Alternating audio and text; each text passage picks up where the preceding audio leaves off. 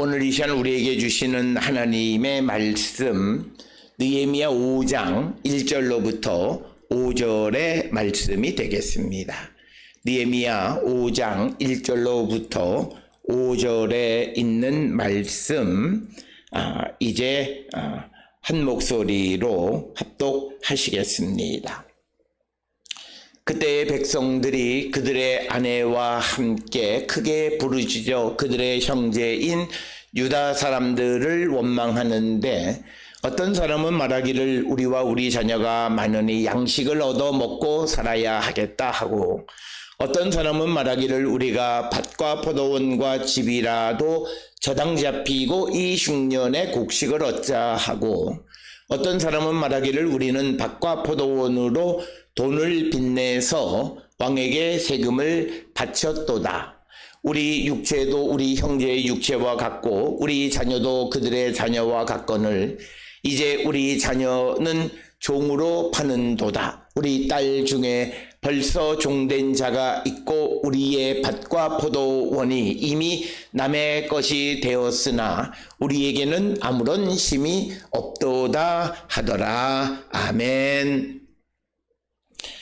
오늘 우리가 함께 읽은 느헤미야 5장 1절로부터 5절에 있는 말씀은 그때의 백성들이 이제 자기들의 처지에 의해서 사람들에게 원망한다, 즉 크게 부르짖는 이야기를 기록하고 있는 것이 오늘 주시는 본문의 말씀이 되겠습니다. 특별히 오늘 주시는 이 본문의 말씀은 이제 느헤미야 3장 4장에서 이제 느헤미야와 유다 백성들이 그 예루살렘 성 중수하는 것을 마무리한 다음에 그 다음에 5장에서 이어지는 것이 그들의 어려운 상황에 대해서 큰 소리로 부르짖고 그 문제들을 느헤미야가 해결해가는 과정을 우리에게 보여줌으로써, 특별히 느헤미야 5장은 그 당시의 유다 사회가 어떤 상황이었는가라고 하는 것을 우리에게 보여줄 뿐만 아니라 느헤미야의 지도력을 우리에게 보여주는 그런 이야기가 되겠습니다.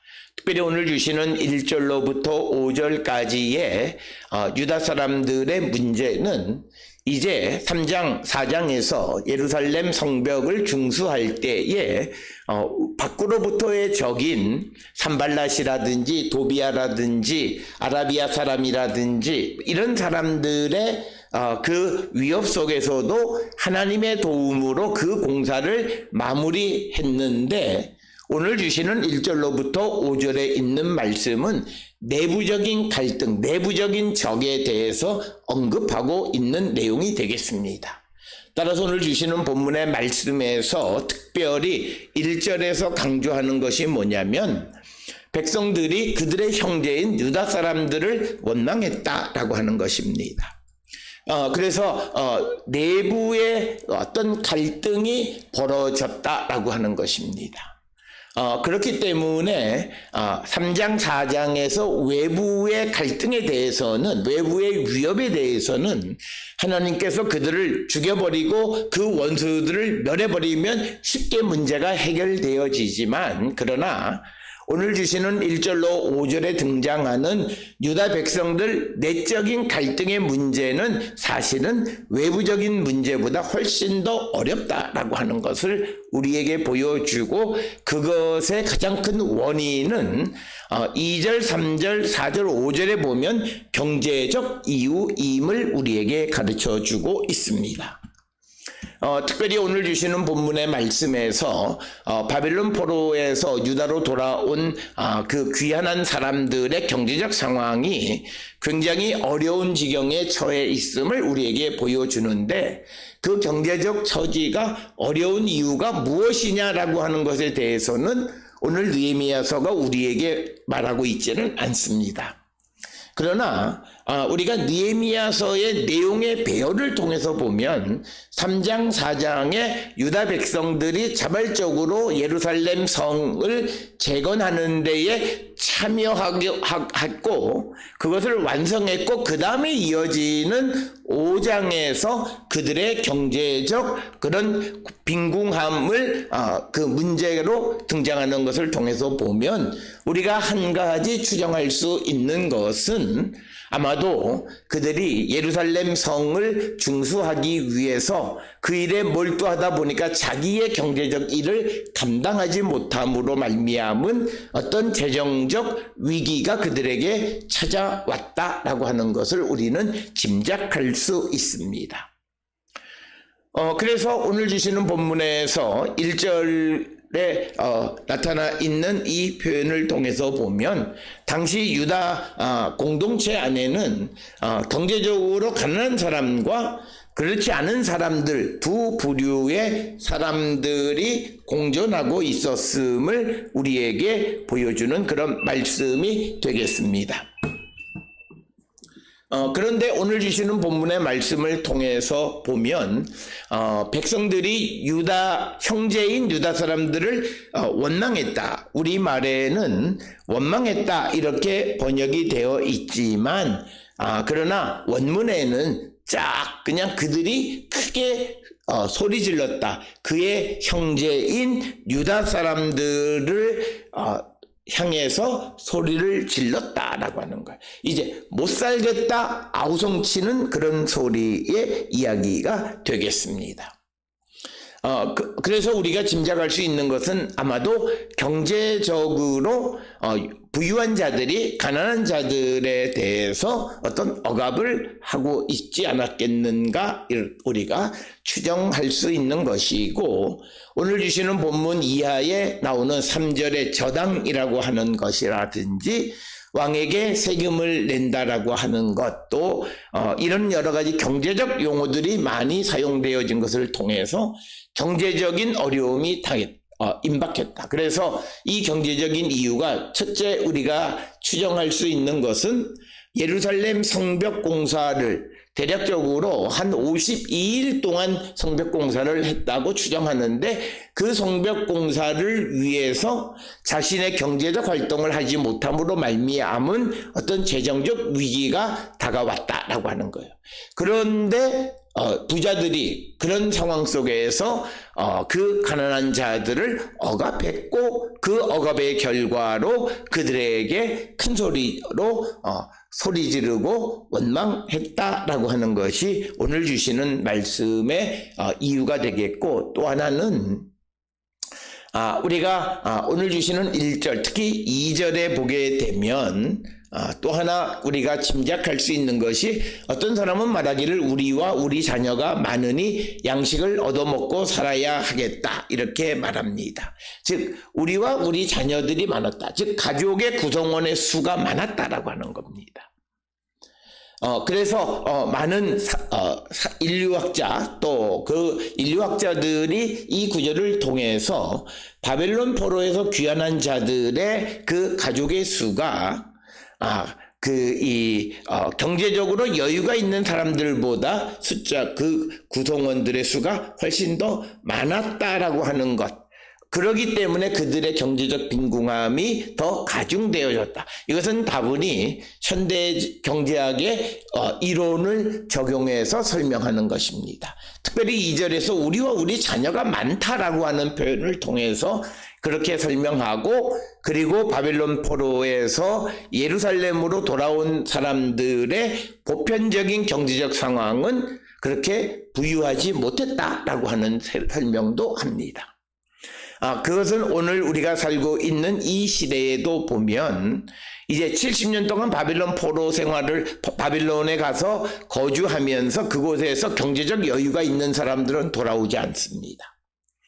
1990년대에 러시아에 있는 많은 유대인들이 이스라엘로 돌아오는 일이 있었는데 그 가운데에서 경제적으로 안정된 사람들이 이스라엘로 돌아오는 수가 적고 그들은 돌아오더라도 이스라엘로 돌아오지 않고 미국으로 향해서 가는 일들이 벌어진 것을 통해서 보면 어떤 전통을 고수하는 사람들의 경제적 환경은 훨씬 더 열악했다라고 하는 그런 또 여러 가지 경험적인 사회적인 원리를 통해서 오늘 주시는 본문에서 바빌론 포로에서 돌아온 사람들의 보편적인 경제적 상황이 어려웠다라고 하는 거예요.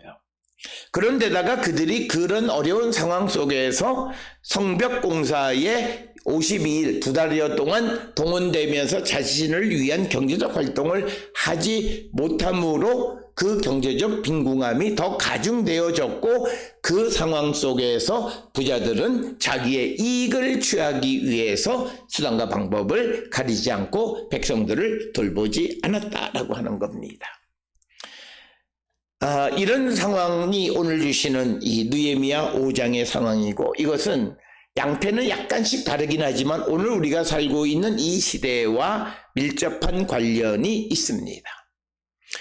특별히 오늘 우리가 살고 있는 이 경제적 위기 속에서 이 경제적 위기를 어떻게 해결해야 하느냐라고 하는 것, 그리고 이 경제적 위기 속에서 우리가 소위 MZ세대들이 자녀를 낳으려 하지 않는다라고 하는 것은 어떻게 보면 어떤 정책으로도 불가능한 일이에요. 이것을 고칠 수 있는 것은 전체적인 경제적 상황이 좋게 만들어져야 하는 겁니다. 그래서 가족의 수가 많아진다라고 하는 것은 그것은 직접적으로 그들의 경제의 위기를 촉발하기 때문에 오늘 우리가 살고 있는 이 시대의 MZ세대들이 결혼도 잘 하지 않고 결혼을 하더라도 그 어떤 자녀를 잘 낳으려 하지 않는 것은 오늘 우리가 보여주는 느헤미야 5장의 사회 상황과도 유사하다라고 하는 겁니다. 특별히 오늘 주시는 본문에서 자녀가 많음으로 인해서 벌어지는 현상이 무엇이냐, 오늘 주시는 2절에 우리가 자녀들이 많고 가족의 구성원이 많아서 양식을 얻어먹고 살아야 되겠다 이렇게 이야기합니다. 그런데 일은 하지 못했습니다. 그래서 나타나는 현상이 3절에 어떤 사람이 말하기를 우리가 밭과 포도원과 집이라도 저당 잡히고 이 흉년의 곡식을 얻자 이렇게 이야기합니다. 오늘 주시는 3절에 의하면 경제적인 위기가 여러 가지가 한꺼번에 흉년 그리고 성벽공사 그리고 근본적으로 자기들의 어려운 경제적 상황 이런 것이 종합해서 그들의 고통은 훨씬 더 가중되어진 것이고 이것은 어쩌면 오늘 우리가 살고 있는 이 시대와 유사하다. 그래서 오늘 주시는 이 느헤미야 5장의 문제는 우리가 직면하고 있는 이 문제를 해결하는 어떤 하나의 아이디얼 타입을 제시하는 매우 중요한 겁니다. 물론 성경이라고 하는 것이 우리에게 신앙의 책이긴 하지만 그러나 그 안에 들어있는 것을 통해서 우리가 겪고 있는 사회적 문제를 해결하는 어떤 해법을 제시해 주기도 한다라고 하는 것입니다. 그래서 오늘 주시는 본문의 경제적 위기, 그래서 식량을 먹고 살아야 되고 가장 기본적인 인간의 욕구를 충족하기 위해서 그들이 제일 먼저 하는 것 중 하나는 내게 있는 것을 저당 잡히고 이 흉년을 이겨보려고 하는 겁니다.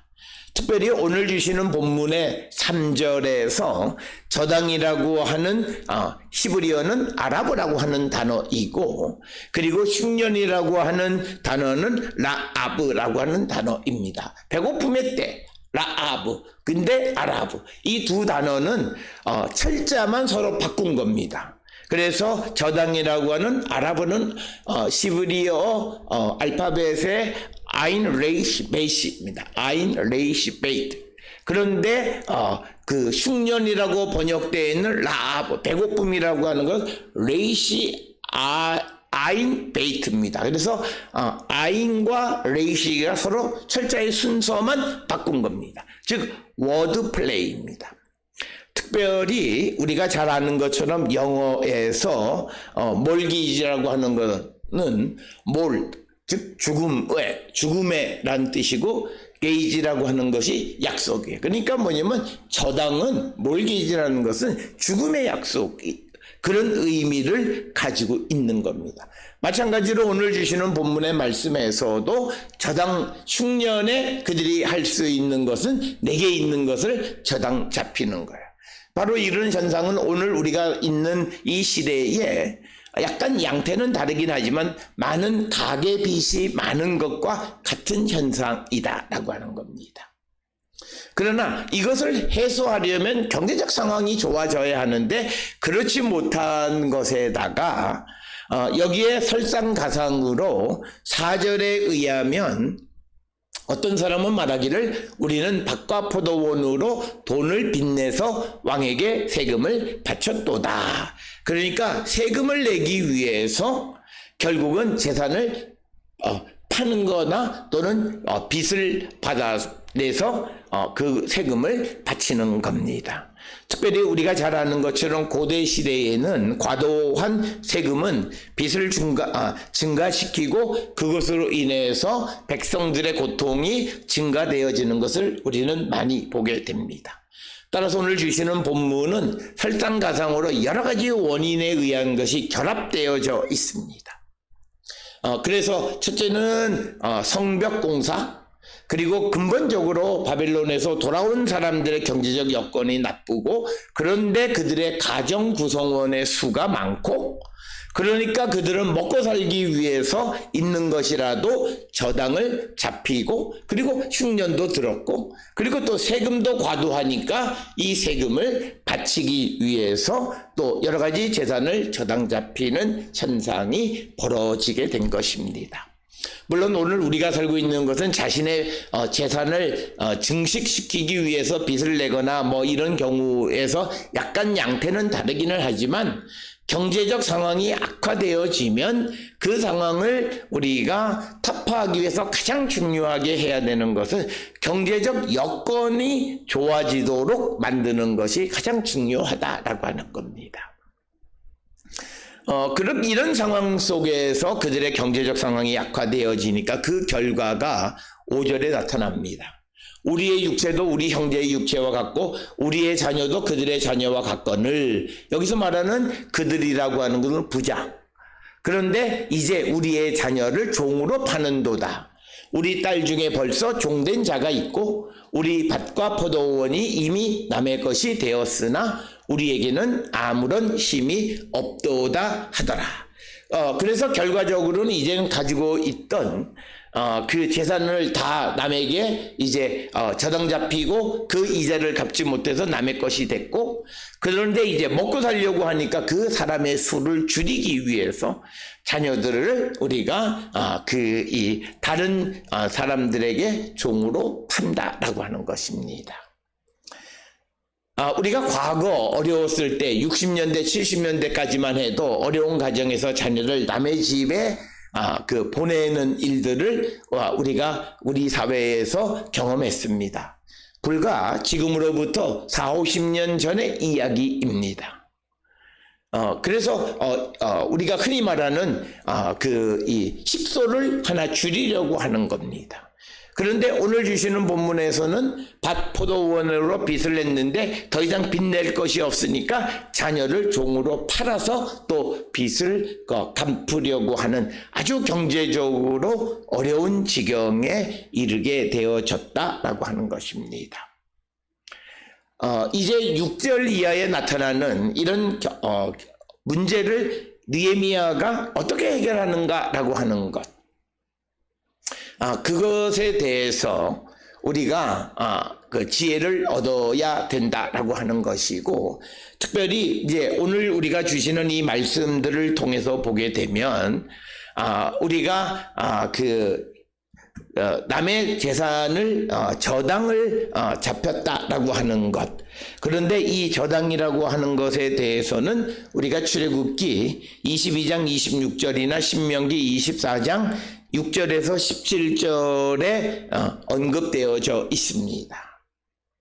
그러나 이 저당을 잡아서 그 사람의 경제적 상황이 어려워지면 일정한 때가 되면 그것을 다시 돌려주는 제도가 있습니다. 그래서 성경은 이 저당이라고 하는 것이 사람을 얼마나 힘들게 한다라고 하는 것을 이미 잘 알고 있기 때문에 그런 상황에 처해 있는 자들을 구원하는 그런 규정들을 성경은 담고 있다라고 하는 것을 우리는 기억하셔야 됩니다. 그냥 이것을 도덕적 해이다 말하기 좋게 그렇게만 할 수 있는 것이 아니다라고 하는 것이고, 그래서 우리가 저당을 잡으면, 그러나 저당을 잡아도 그 사람이 경제 생활을 할 수 있을 정도의 여유는 남겨두고 저당을 잡아야 된다라고 하는 것이 성경에 있는 말씀이 되겠고, 특별히 양식이라고 하는 것은 우리가 성경의 기본적인 생각은 하나님께서 그들에게 먹을 것을 공급해 주신다라고 하는 거예요. 그래서 이스라엘 백성들이 출애굽을 할 때에 하나님은 광야에서 만나와 메추라기 등을 통해서 그들을 먹이셨고 기르셨습니다. 그런데 그런 일들을 담당하는 자들, 특히 경제적으로 여유 있는 자들이 형제의 고난을, 형제의 문제를 해소하는 데 적극적으로 나서야 되지, 이자를 받으면서 저당을 잡히고 해서 자기의 이익을 극대화하는 문제가 사회적인 큰 문제고, 그들이 하나님의 법을 어기면서까지 자기의 이익을 극대화하고 있다라고 하는 겁니다. 그러면서 또 이제 거기에다가 세금까지도 더 많이 부과함으로 결국은 자녀들을 노예로 종으로 팔거나, 또 그들의 그 재산이, 사실은 재산을 남에게 넘겨줄 수 없게 되어 있습니다.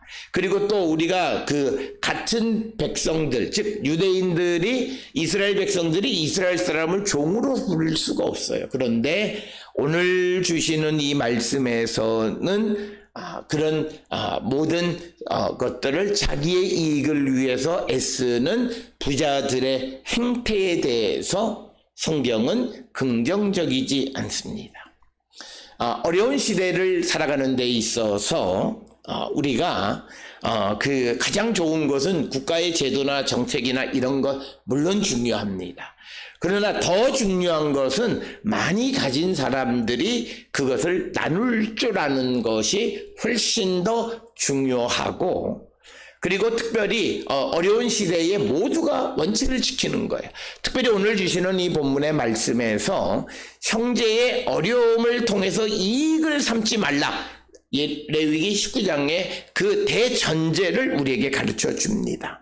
어려움에 직면한 자들의 그 어려움, 경제적 어려움에 직면한 자들의 그 어려움을 통해서 자기의 이익을 얻으려고 하면 안 되고, 그리고 이 이웃을 억눌러서 밭이나 포도원이나 이런 것들을 빼앗는 자가 되면 안 된다라고 하는 것입니다.